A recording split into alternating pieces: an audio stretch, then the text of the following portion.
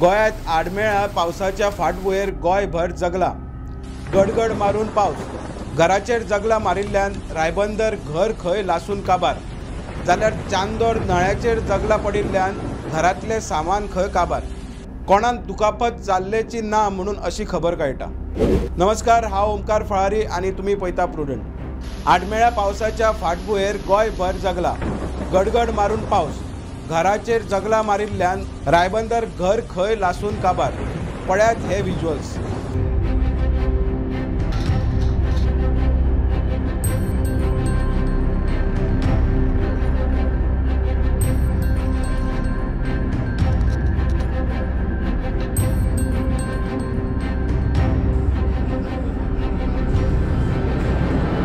चांदोर एका घराचेर जगलावणी, घरातले सामान लासून काबार जाला।